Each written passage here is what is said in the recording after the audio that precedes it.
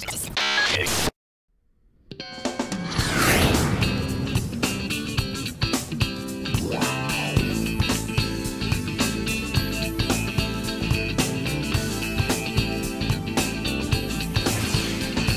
field operations are one of the most critical of the maximum performance operations.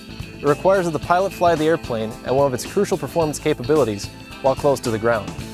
With this said, perfecting short field landings will increase your confidence in your ability as well as greater utilization out of your aircraft. So when should a pilot use a short field technique, and what is a short field? The answer to these questions all depends on the type of equipment you operate. It can be anything from a 300-foot gravel bed for a Piper Super Cub to a 7,000-foot paved strip for a fully loaded 737.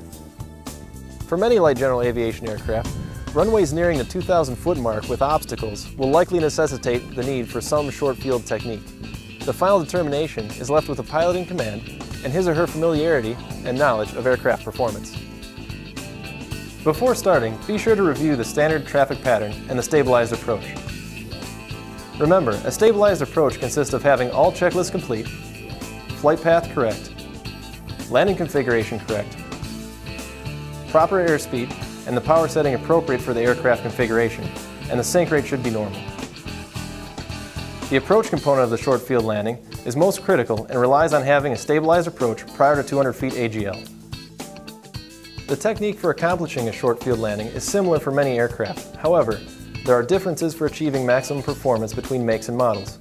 Always reference the appropriate aircraft flight manual or pilot's operating handbook for the best results in your aircraft. This podcast will focus on the technique to be used in the Piper Warrior from traffic pattern through rollout. Before hitting the pattern, FAR 91-103 requires certain actions be taken by the pilot in command. Summarizing this paragraph, the pilot in command must become familiar with all available information concerning the flight and must include, for any flight, the runway lengths at airports of intended use, and the takeoff and landing distance data derived from the airplane flight manual. The objective of practicing this technique develops the pilot's ability to obtain maximum performance from the airplane while performing a short field landing and clearing all obstacles in the approach path. Great landings start with a great pattern. While in the pattern, the pilot configures the aircraft and initiates the before landing checklist prior to midfield downwind. Fuel pump on, carburetor heat as required, and mixture rich. Approaching midfield, the pilot determines where to plan the touchdown. According to UND safety policies and procedures, there should be no closer than 200 feet to the threshold and no further than 1/3 down the runway. The pilot chooses an aim point based on where he or she plans to touch down when taking into account float during the roundout or flare. Once abeam the touchdown point, reduce power to achieve a descent rate of about 500 feet per minute. This is roughly 1,700 RPM in the Warrior. Airspeed control and ultimately energy management is crucial from this point on. The pilot uses standard speeds and configurations throughout the pattern until short final. On downwind, after the abeam point, fly 90 knots and extend 10 degrees of flaps.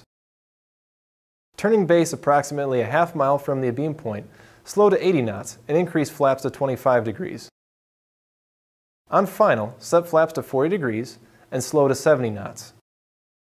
Utilize the aim point to determine control inputs on final. This is also a good point for the pilot to perform the final configuration check and complete the before landing checklist. As the aircraft approaches approximately 1/4 to 1/8 mile final, the pilot transitions to the calculated approach speed from the POH. This speed is often between 61 and 65 knots in the Warrior. This speed will give the pilot the right amount of energy to flare with little float and a touchdown at or near stall speed.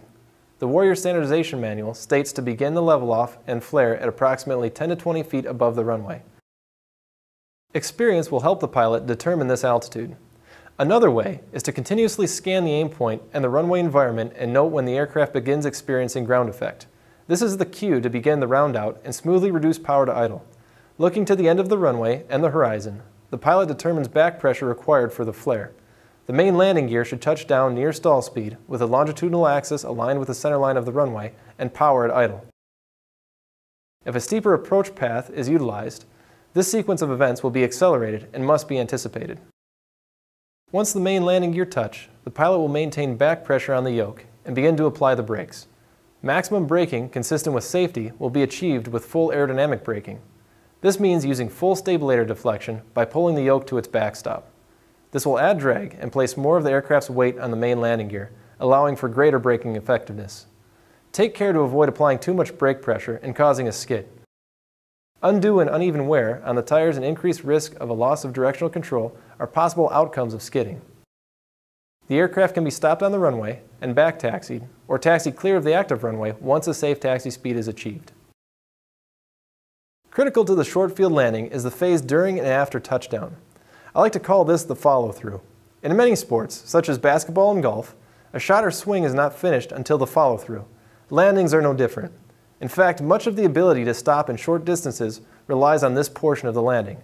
The pilot must not stop flying the aircraft until it is parked and secured. This video began by mentioning when short field techniques may need to be used. Specifically, many light aircraft will need to use some aspect of this technique when operating into fields nearing the 2,000 foot mark, especially with obstacles. Addressing how to properly maintain a stabilized approach over obstacles is a key component to maintaining safety. The goal, needless to say, is to clear the obstacle. However, there are many opinions and options available to the pilot. The pilot could fly a low approach, and then once the obstacle is passed, chop and drop to make the landing. However, a stabilized approach will yield safer and more consistent results. This does not mean that the pilot will fly a 3-degree glide path over the obstacle and then land 1,000 feet down to the runway, but that the approach is modified to be smooth and controlled. On final, the pilot will adjust the glide path so that the aim point is in view without being obstructed by obstacles. This will help in judging that the aircraft will clear the obstacles. Transitioning to the calculated approach speed early will ensure the aircraft has the right amount of energy to flare without causing float. Once clear of any obstacles, the short field landing technique is unchanged. There are a number of different variables that can differ between aircraft, pilot technique, and situation, such as the use of flaps after touchdown. Let's explore how these apply and affect the Piper Warrior.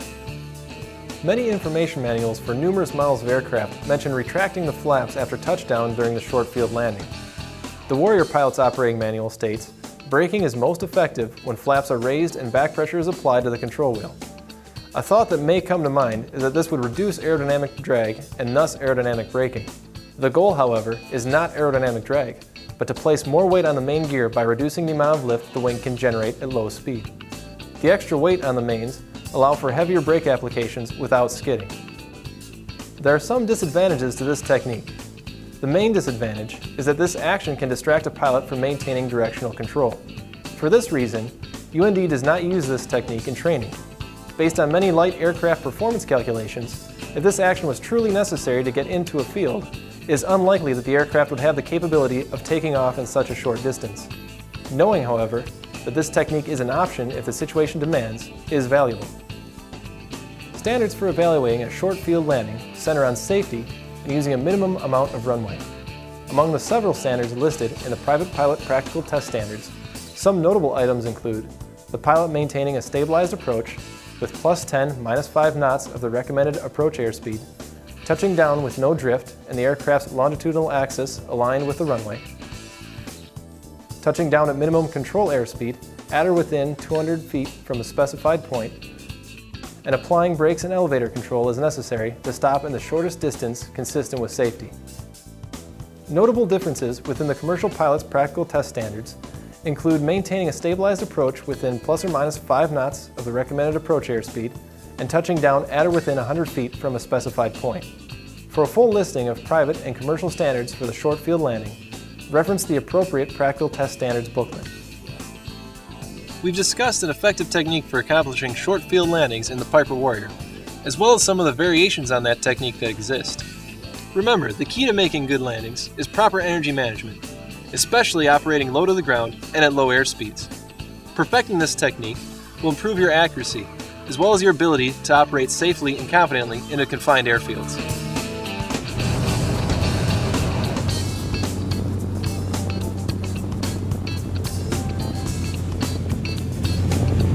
Hi there, it's Steve Coleman from Grand Forks, North Dakota, graduated in 1989, and we're up here at the beautiful Oak Lake Lodge in Ontario, Canada.